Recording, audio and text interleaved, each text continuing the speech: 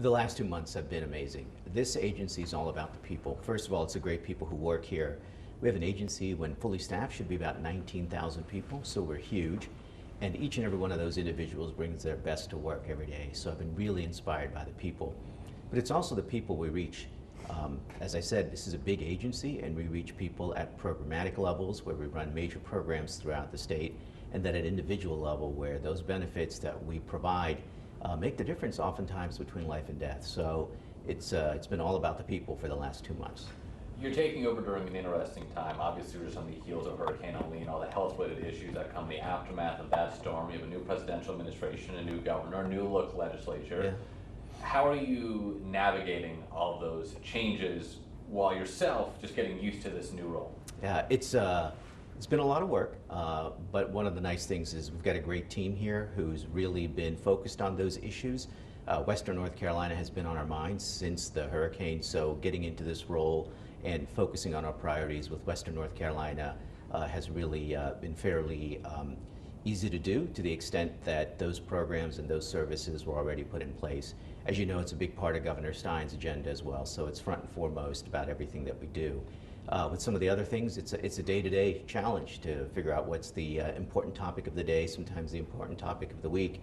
But many of these things were anticipated, so while they can be a bit of a surprise, it can be a bit of a challenge, they're not unexpected. What conversation, if any, did you have with Dr. Cohen, Dr. Tilson, Secretary Kinsley, prior to taking this position? You know, I recognize I come into this role with an incredible track record, first with Secretary Cohen and the remarkable work that she did during the COVID pandemic, and then certainly Secretary Kinsley and the remarkable work we've done with Medicaid as well as behavioral health. Dr. Tilson is a great friend, so she's been very informative. So when I was announced, there were a lot of conversations, lots of cups of coffee with many of those individuals. What is your vision for how this agency is going to function? Are you going to be kind of prioritizing certain types of communication or outreach methods? What are you looking to do to put your stamp on this office? You know, we've had a great foundation over the last 8 years, and my hope is to continue to build on that foundation as we've reached out to, number one, improve access for all North Carolinians. A big part of that has been the Medicaid expansion that was implemented over a year ago, but it's also about access to the types of services that we offer here at HHS. I also want to make sure that the programs and services we're providing are working for all North Carolinians.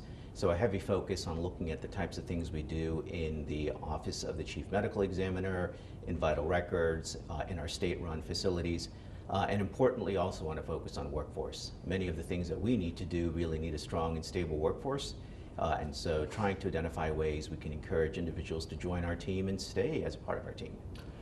We know, just even going back to the COVID pandemic, one of the challenges North Carolina in particular has, it's one of the few states that has a larger rural population than urban population. When you're trying to do that, outreach work or simply just the physical work of vaccinating that many people who are so spread out, there are challenges, especially when you have staffing limitations. What is being done to address those areas, to try and reach those vulnerable populations who typically have worse expected life outcomes than those in our urban centers, to kind of highlight some of the messages that you and your team are trying to do? Absolutely. You know, a big part of our messaging has been your health outcomes should not depend on where you live or how much money you make. So you're exactly right. The focus on rural is so critical. We have an Office of Rural Health that's been doing this for some time. So we have tools and strategies on how to reach those deeper rural pockets of the state. So part of it is ensuring that our Office of Rural Health continues to do the important work that it's doing. And then staying on message, being as available, doing outreach such as this to let individuals know that we have the hearts and minds of the rural community as top of what we're doing here. I know we've done a lot of stories about all these people moving into Raleigh, into this area of the tech industry and the biopharm, and that's all exciting, but it's also an aging population. With that 65 and older, it is growing quickly. Those, by nature, those individuals tend to have more health issues, and they may not have necessarily expansive coverage. What's kind of the message to them, or ensuring that if you have a population that is 65 and older, 75 and older, that they're taken care of as well? Yeah, most definitely. It gets back to what I said earlier about access. Many of those individuals are covered by Medicare, so we're talking about a different federal program.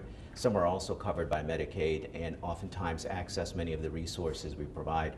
So we're making sure that the types of services we provide are available, that we're appropriately staffed, and that individuals, quite frankly, are aware of those. There are many things that we offer that many of our citizens just don't know. Many of the people in North Carolina don't know that are available to them.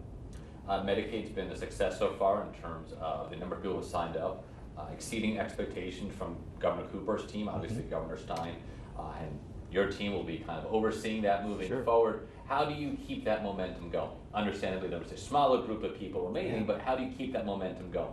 So part of it is a communication strategy. We've had a fantastic communication strategy that's quite frankly allowed us to get the type of enrollment that we have much earlier than expected.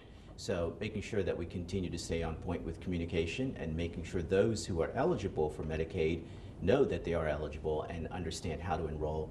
It's also partnership with the local counties. A lot, if not most, of the enrollment in Medicaid actually happens at that county level. So we're making sure that our counties are equally engaged to understand that those who can qualify for those Medicaid benefits are able to tap into them. You know this, I'm sure your colleagues know this, there's a lot of medical misinformation out there. How do you cut through that? How do you establish that clear message when it comes to vaccinations or certain viruses or diseases, what the true facts are, so people can be best informed? Sure. We've been fortunate over the last 6 to 8 years that HHS is really seen as a trusted partner when it comes to communication, so I want to continue to build on that.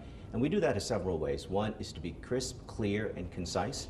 Make sure that the messaging that we send out is easy to understand, so minimize the medical jargon and put it in regular terms that individuals can understand. To be factual, to focus on the facts, and then to be as timely with the information as possible. So being clear, concise, factual, and timely. And sometimes we have to repeat that message, quite honestly, because of the misinformation, because of the challenges.